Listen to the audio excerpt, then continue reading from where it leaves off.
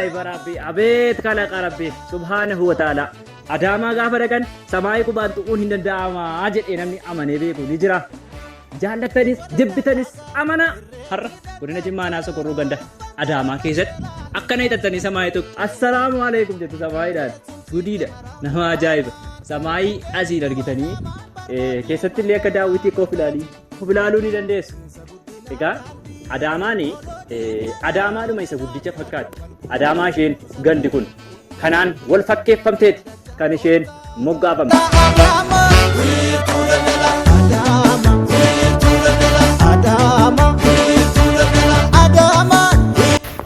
Egaa kabajamtoota jaallatamtoota girgiddaa miidiyaa jechuudha. Egaa Adaamaan waan hundaan badhaatuudha. Adaamaan waan hundaan ga'oomtuudha. Adaamaan egaa akkaataa teessuma ishee yoo ilaalle akkuma duratti kaasne bu'aa bayii gurguddoodhaan uffifamtee kan argamtu. Mabuuba birraan bariite bunni diimate dukkaanni dheerte. Zayituunii jedhama. Zayituuniin kun keessattuu barattoonni yeroo barnootaa gallu gahoo namaa dallaa namaa yaamnee kan karaa daariitti illee nama jaraa cirree nyaataa turre ilmaan isheeti jechuudha. Kun gurguddaan isaallee baddaa kana keessa ni argama. Baddaa kana keessatti egaa wanti nyaataaf oolullee wanti hedduun kan argamuu fi wanti daawwatamee hin qubne wanti uumamaan ajaa'iba ta'e wanti uumamaan adda ta'e Adaamaa keessatti kan argamudha. Ajaa'iba kan jiraate duuba bareedesee ammal jedhee himaa uume rabbiin hundarra jaalattisee boontuu dhimma rabbuun ta'ee. Kottaa haamisoomti nu Adaamaa jedhu jaallanseef jiraattonishee. Kunooti an lafarraa yoo xiqqaate meetira 40-50 fagaadhe argama jechuudha. Dirra lafaarraa hamma dhagaa waashaa irratti ol ba'e. Egaa maal jedhama bisingaan kunii boobee jedhama. Gosa midhaanii keessaa kan baay'ee nyaataaf mi'aawuu fi marqaan isaallee kan nyaatamu. Marqaan isaa baay'ee cunqoo baay'ee laafaa fi kan walitti hin kennisiisne. Warri fataa jettanii qaamuu barbaadanullee yoo barbaadan asitti dhuftanii qaamuu ni dandeessu. Amma yoomitti dachee lafaa irratti qaamte gamoo ijaaruun dirqamaa miti. Dirqama fooqii ijaaruun qabnu kan uumamaan rabbiin nuu jaalallee kunoo ni jira jechuudha. Amma yeroo isin argitan kana an lafarra hin jiru. Gaafa isiniin jedhu raaree wayirra jedhee biyyoo wayirra hin jiru. Dachee irraa ol siqee dirra lafaa irraa ol siqee dhagaa waashaa jedhama. Waashaa jechuun maanni mee waashaa jechuu kan beeku koomentii jalatti nuu barreessaa.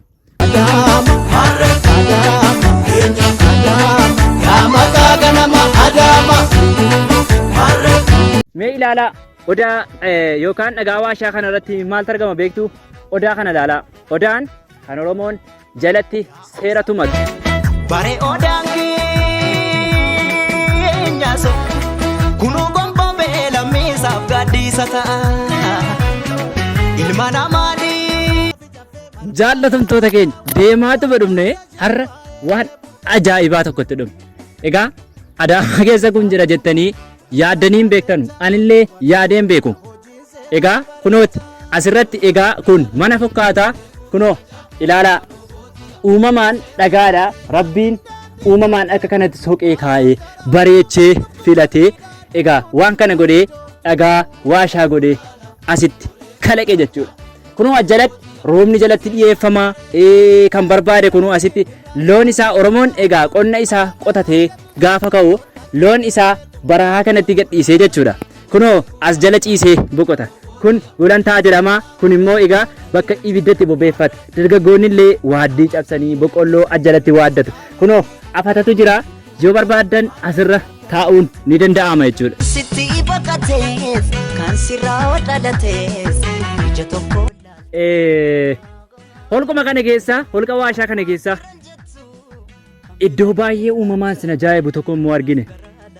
Baay'een itti sodaadha. Baay'een seenuufillee sodaadha.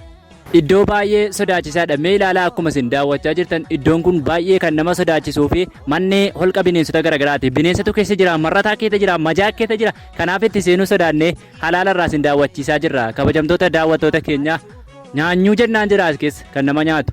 Abaattee waaqatu rakkataa keengatu. Egaa Adaamaa gaafa dhumnu horri tokko ni jira.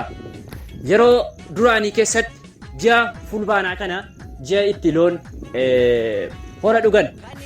Hora gaafa dhugan kana jechuudha. Geerarsi garaagaraa, yeedaloon garaagaraa, faaruun garaagaraa, faaruun loonii faarfamaa guyyaa 5 ta'anii loon isaanii hora obaafatanii galu. Konkolaataa sululta loonii tiksu darabaatti galchiidha. Egaa Adaamaan waan hundaan miidhagduudha. Adaamaa kottaa daawwadhaa. Daawwannaa keenya guyyaa har'aa godina Jimmaa Aanaa Sokorroo ganda Adaamaa keessatti gochaa turre. Kutaa garagaraatti qonnee simbiraan gahaa turre. Kanumaan raawwan qopheessaan qophichaa an Yahyaa Awwal. Akkasumas ammoo kaameraan kan na faana ture Ibrahim Amin ture. Waan nu hordoftaniif, waan nu daawwattaniif galatoomaa horaa bulaa nagaatti. Dagali biya Alla birra kata Ya bonsi tuti ya Qirqiddaa miidiyaa kolfaa fi bashannansiisaa.